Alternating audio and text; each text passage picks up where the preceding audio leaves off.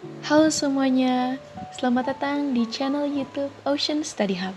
Buat yang belum kenal, kenalin nama aku Chenny.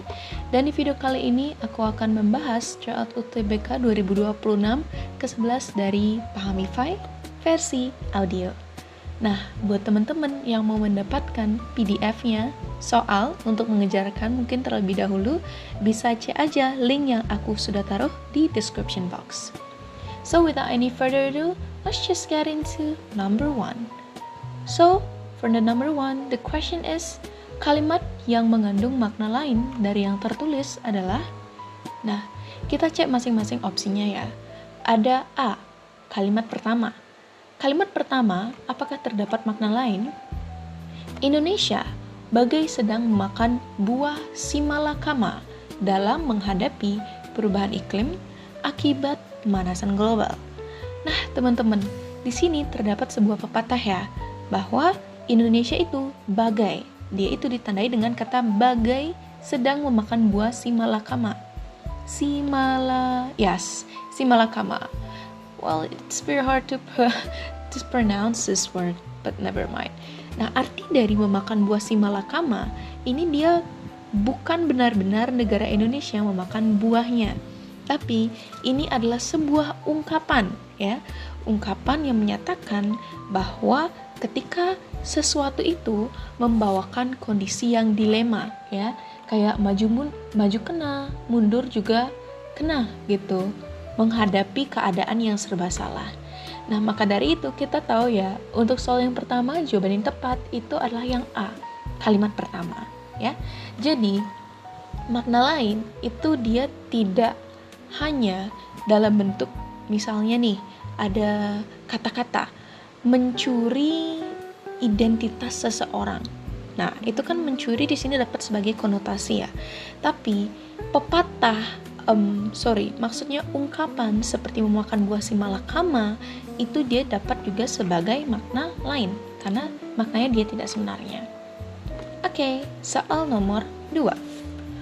Kata yang tepat untuk menyimpulkan situasi dalam bacaan tersebut adalah, nah, karena tadi kita tahu ya bahwa memakan buah simalakama itu adalah kondisi yang serba salah, yang artinya maju kena, mundur juga kena.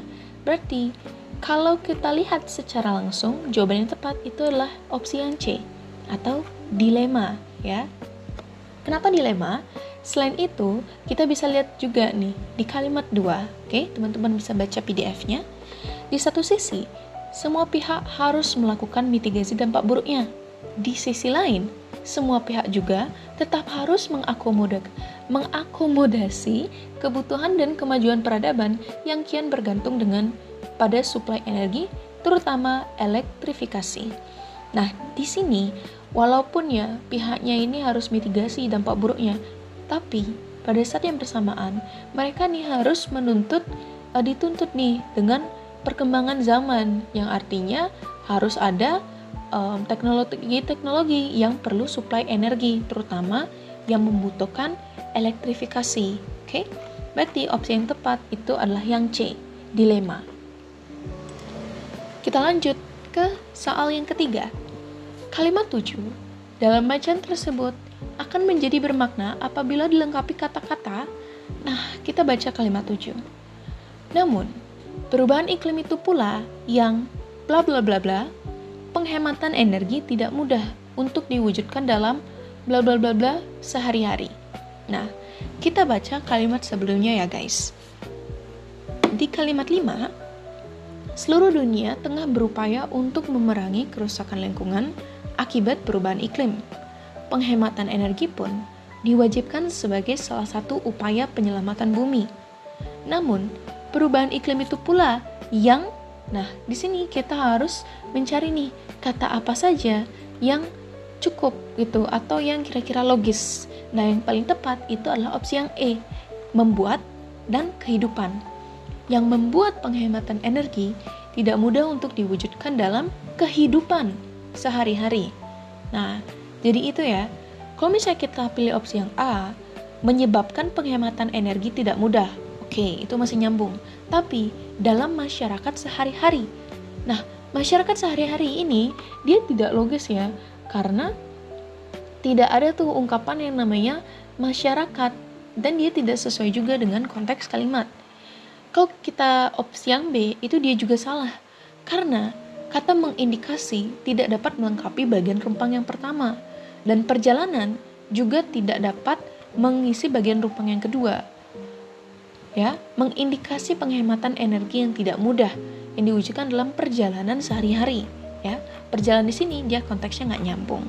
Nah, berarti yang paling tepat, intinya kalau ada soal kayak gini, kita langsung aja memasukkan katanya, apakah dia nyambung atau tidak.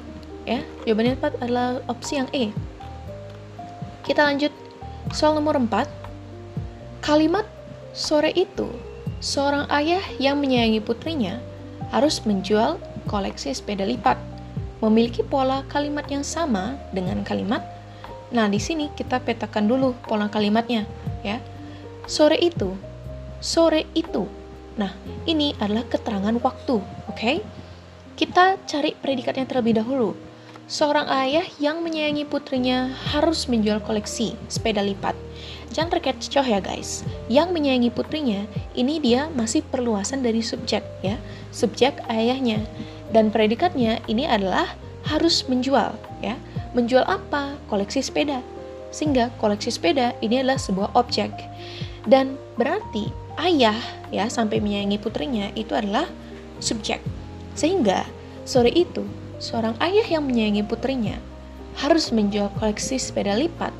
Dia, pola kalimatnya adalah KSPO. Sekarang kita cari nih. Dari opsi yang pertama, opsi yang A, kalimat 1. Indonesia bagai sedang memakan buah simalakama dalam menghadapi perubahan iklim akibat pemanasan global.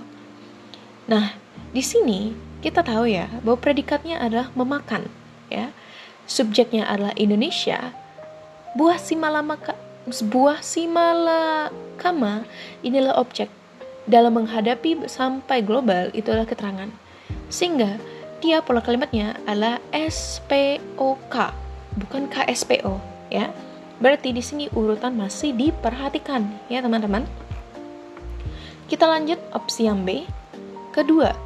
Nah, yang kedua ini, di satu sisi, semua pihak harus melakukan mitigasi dampak buruknya. Di satu sisi, ini adalah sebuah keterangan. Ya, dia ini adalah sebuah keterangan. Semua pihak, itu sebagai subjek, harus melakukan sebagai predikat, dan mitigasi dampak buruknya adalah objek. Sehingga, dia di sini tepat, ya, KSPO. Sehingga jawaban yang tepat untuk soal nomor 4 itu adalah opsi yang B. Kita lanjut soal nomor 5. Kelompok kata dalam bacaan tersebut yang memiliki pola makna sama dengan kesempatan langka. Nah, karena di sini kita membicarakan terkait makna sama, kita harus menyisipkan kata, ya, yang kira-kira dia logis. Kesempatan langka berarti kesempatan yang langka. Opsi pertama, coping stress. Di sini maknanya adalah coping untuk mengatasi stres, ya. Nominanya adalah coping, stresnya juga termasuk nomina. Opsi B, kesehatan mental. Di sini maknanya itu adalah kesehatan pada mental. Opsi C, cara pandang. Artinya cara untuk memandang. Opsi D, frasa strategi praktis. Oke? Di sini artinya strategi yang praktis. Berarti opsi yang benar adalah yang D.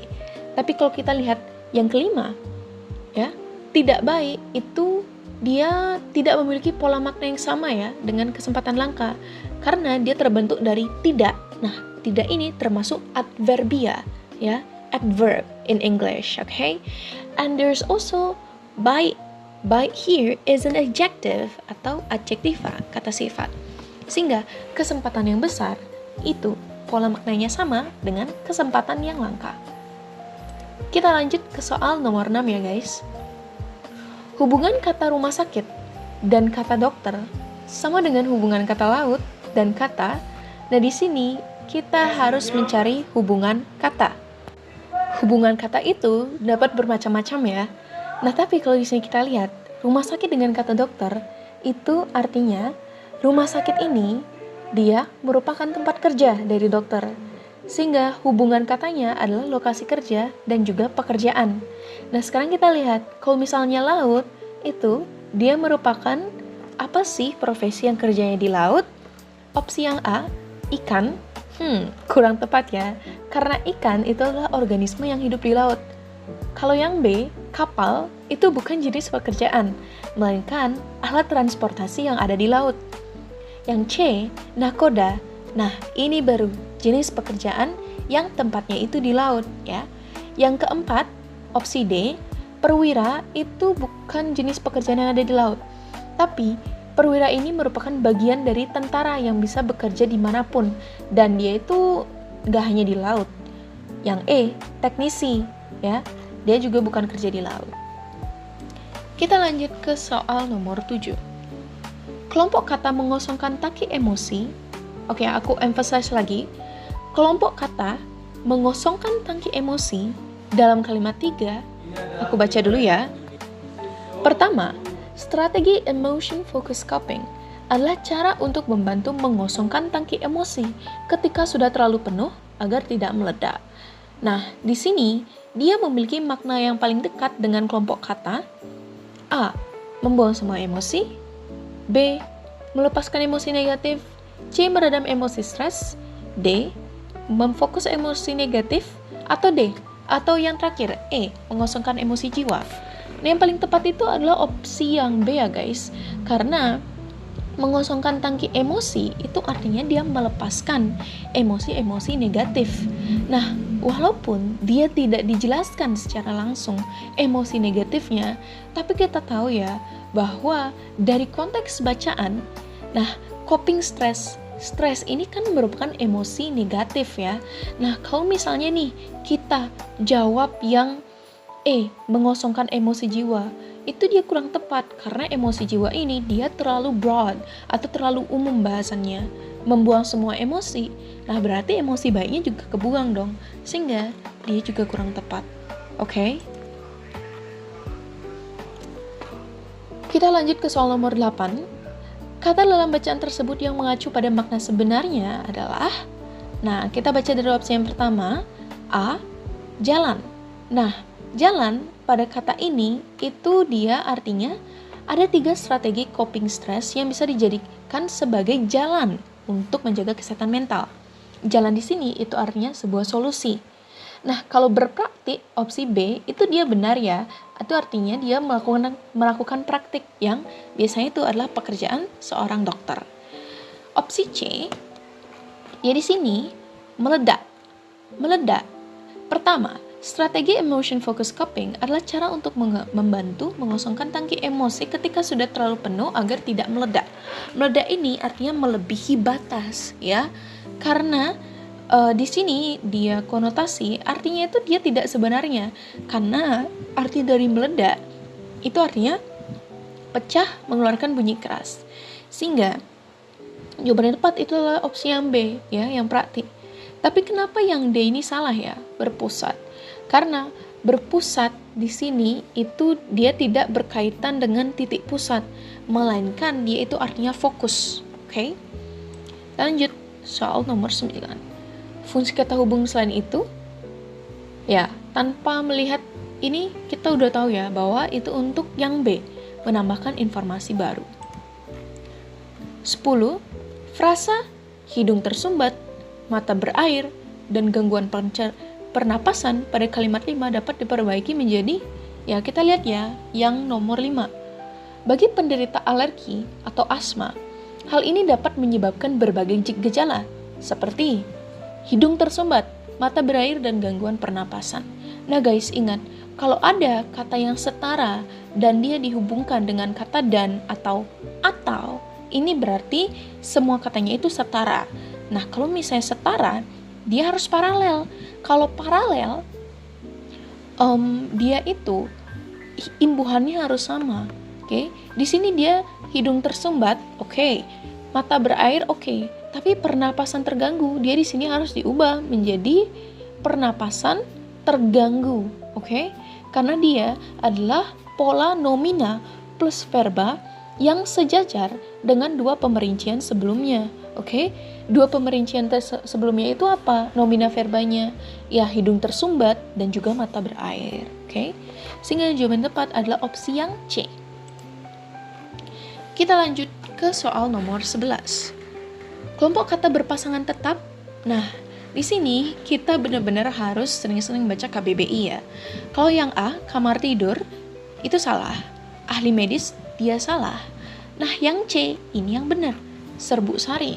Karena kalau misalnya kita cari nih, ketika dua kata menjadi kata berpasangan tetap, itu dia akan membentuk makna baru, ya. Dan tidak bisa disisipi oleh kata lain. Serbuk sari, ini dia memiliki arti mikrospora atau satu gametofit jantan tumbuhan berbiji yang terdapat dalam kepala sari, atau serbuk yang terdapat pada bunga yang mengandung sel jantan sebagai alat pengembangkan bagi tumbuh-tumbuhan. Jawabannya adalah yang C. Kita lanjut soal nomor 12. Makna bentuk pean pada kalimat di bawah ini yang memiliki kesamaan makna dengan pean pada penataan kalimat 8. Nah, kita lihat kalimat 8. Sependapat dengan Dr. Meagan, menurut Lana Lorena, pakar penataan rumah. Nah, penataan di sini kira-kira maknanya apa? Apakah perihal? Apakah proses? Apakah kumpulan ya? Kira-kira apa, guys? Nah, di sini itu adalah apa ya kira-kira penataannya? Itu adalah proses, ya. Kita cari berarti yang proses. Nah, jawabannya tepat itu adalah opsi yang A, pengadaan. Berarti itu proses membuat sesuatu menjadi ada atau proses pengadaan. Kalau opsi B, perubahan. Nah, di sini dia imbuhannya bukan pean ya, melainkan peran. Oke? Berarti dia salah. Kalau yang C, peralatan, itu dia juga imbuhannya peran, ya, bukan pean. Berarti dia salah. Nah, kita di sini ya, perumahan. Nah, di sini perumahan sebenarnya bisa dimaknai sebagai kumpulan rumah, ya, sehingga dia kurang tepat. Pengadilan ini dia bermakna tempat, yang artinya tempat untuk mengadili. Kita lanjut ke soal nomor 13. Kata yang tepat di awal paragraf kedua untuk menghubungkan kedua paragraf tersebut adalah, kita baca, oleh karena itu, ini kalimat 3 ya guys. Oleh karena itu, kemunculan aktor AI adalah sesuatu yang tak terhindarkan dan menjadi bagian dari perkembangan teknologi. Kita lanjut ke paragraf kedua. Kira-kira di sini paling cocok disisipi kata apa ya? Kalimat 4-nya, menurut Joseph Anginoen, sutradara kenamaan di Indonesia, ada hal yang perlu menjadi perhatian tentang kemunculan aktor AI, yakni diskusi mengenai etika. Nah, di sini kita perlu memahami ya isi paragraf 1 dan paragraf kedua. Untuk ide pokok paragraf pertama, itu dia membicarakan terkait kemunculan aktor AI yang menjadi tak terhindarkan dari perkembangan teknologi. Ide pokok yang kedua, itu dia mengenai bahwa sebenarnya nih, kemunculan AI dia harus diwaspadai atau diperhatikan, terutama terkait etikanya. Nah, di sini kita lihat ya, bahwa dan antara kalimat 1 atau paragraf 1 dan paragraf 2, konjungsi yang dibutuhkan adalah penambahan informasi. Karena bapaknya ini ya, dia itu menjelaskan nih terkait apa sih hal yang perlu diperhatikan. Nah, kalau misalnya opsi yang pertama ya, sedangkan ini konjungsi intrakalimat. Nah, padahal yang kita perlukan adalah konjungsi antar kalimat. Sehingga yang A salah. Kalau kedua, itu dia benar ya. Sementara itu, dia konjungsi antar kalimat yang berfungsi untuk penambahan informasi ya. Sementara itu, penambahan informasi yang terkadang dia juga dapat pertentangan dari hal-hal sebelumnya, tapi umumnya dia untuk menambahkan informasi ya. Kalau opsi yang ketiga, oleh karena itu, dia antar kalimat yang fungsinya itu salah sih, sebab akibat, sehingga tidak cocok. Lebih jauh lagi, itu dia bukan penambahan informasi, melainkan hal yang lebih lanjut dibahas gitu. Kalau yang kelima, berbeda dengan hal di atas, ini dia pertentangan, bukan penambahan informasi ya. Karena kan dia di sini intinya tuh ngomongin AI ya. Dan AI ini paragraf pertama bilang nih, oh ada nih pentingnya AI di bidang sinema gitu. Tapi di paragraf kedua, oh ternyata ada nih yang menjadi perhatian terkait kemunculan aktor AI, sehingga dia menambahkan. Oke. Nah, untuk kalimat soal nomor 14, ini ditanyakan terkait kalimat yang tidak logis. Ingat ya guys, kalau misalnya kalimat tidak logis, itu dia tidak ada unsur SP-nya. Nah, opsi yang tepat itu adalah opsi yang B. Karena, kita lihat di sini, dari gambar diam, itu merupakan sebuah keterangan. Kemudian menjadi gambar bergerak. Nah, di sini sebagai predikat ya. Gambar bergerak tanpa suara, gambar bergerak dengan suara, berwarna, dan seterusnya, itu dia pelengkap. Nah, di sini nggak ada nih unsur subjeknya. Padahal kan setidaknya kalimat itu harus punya SP tuh paling minimal. Ya, sehingga yang salah itu adalah kalimat 2. Jawabannya benar adalah opsi B. Nah, kita lanjut ya guys untuk soal nomor 15. Kata yang maknanya lebih luas dari kata sinema dalam kalimat satu adalah ketika membicarakan sinema, perjalanannya sendiri memang merupakan perjalanan teknologi yang terus-menerus berkembang. Nah, di sini kita lihat bahwa sinema artinya seni pertunjukan, sehingga sudah tentu sinema makna yang lebih luas adalah seni. Oke, kita lanjut ke soal nomor 16. Ungkapan cara kerja AI secara keseluruhan menggunakan prompt pada kalimat 9 dapat disempurnakan menjadi, nah kita lihat ya, kita pertama-tama harus cari tahu dulu nih, kan kita tahu ya, sementara itu cara kerja AI secara keseluruhan itu dia sebagai subjek, menggunakan itu predikat, prompt itu objek, sehingga hanya akan disuruh-suruh ya, ini pola kalimat ke-9 ya, sehingga hanya akan disuruh-suruh itu keterangan. Nah, dia di sini terdiri atas 2 klausa. Klausa utamanya itu induk kalimat, ya. Cara kerja AI secara keseluruhan itu dia subjek, menggunakan itu P, dan juga prompt itu O, ya, objek. Klausa kedua hanya akan disuruh-suruh. Nah, namun pada anak kalimat itu dia tidak disebutkan objeknya, yang itu berarti subjeknya itu dia dianggap sama dengan induk kalimat. Nah, sehingga subjeknya itu haruslah cara kerja AI, ya. Berarti jawaban yang sehingga kalau misalnya kita masukkan nih ya, sementara itu cara kerja AI secara keseluruhan menggunakan prompt, sehingga cara kerja AI hanya akan disuruh-suruh. Nah, karena kita harus taruh cara kerja AI sebagai subjek, jadi jawaban yang tepat itu adalah pada konteks bacaan yang akan disuruh-suruh itu adalah aktor AI-nya nih, bukan cara kerja AI. Oleh karena itu, sorry ya guys ya, ini agak belibet. Bentuk dari cara kerja AI secara keseluruhan menggunakan prompt harus diperbaiki menjadi logis ya. Dan jawaban yang tepat itu adalah opsi yang C. Aktor AI secara keseluruhan dioperasikan menggunakan prompt ya. Sehingga kalau kita lihat ya kalimat 9, cara kerjanya hold up guys, aktor dan aktris menumbuhkan pikiran dan ide gagasan, sementara itu cara kerja AI secara keseluruhan menggunakan prompt sehingga hanya akan disuruh-suruh. Oh ya, maksudnya ini sehingga akan disuruh-suruhnya itu bukan cara kerjanya, tapi harusnya si aktor AI-nya, agak lebih logis. Oke, semoga dapat dimengerti penjelasan yang super belibet ini. Kita lanjut ke soal nomor 17. Kata indikasi pada kalimat 5, tanpa lihat kita tahu indikasi itu artinya gejala. Ya, opsi B jawaban yang tepat. 18. Sesuai dengan konteks bacaan, kata khusus pada kalimat 6 memiliki makna yang berlawanan dengan kata. Jawabannya tepat adalah yang C. Karena kita lihat ya kalimat 6. Pemerintah mendatangkan obat khusus. Nah, obat khusus ini artinya obat yang istimewa, tidak umum, khas dan unik. Nah, Satu-satu yang berbeda itu adalah lazim, karena lazim itu artinya sudah biasa. Oke?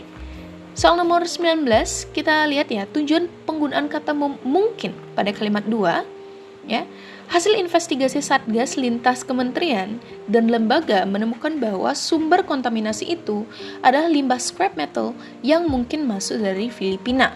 Nah, mungkin di sini dia itu berfungsi sebagai dugaan, oke? Dia dugaan. Kalau misalnya opsi yang pertama itu dia membolehkan, ya. Yang kedua, menentukan dia kurang tepat nih. Yang paling tepat itu adalah yang menduga nih bahwa ada suatu kemungkinan, gitu ya.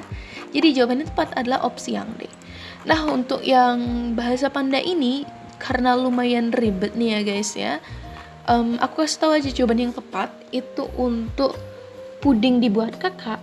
Bahasa Panda yang tepat adalah opsi D. Rasa kat nadila. Jadi bisa dicari aja itu. Dan mungkin sekian dulu untuk audio dari Ocean Study Hub. Semoga bisa membantu kalian dan Astungkara nih ya. Kita semua dapat masuk PTN impian di tahun 2026 dan juga di prodi impian kita. Bye bye guys, see you.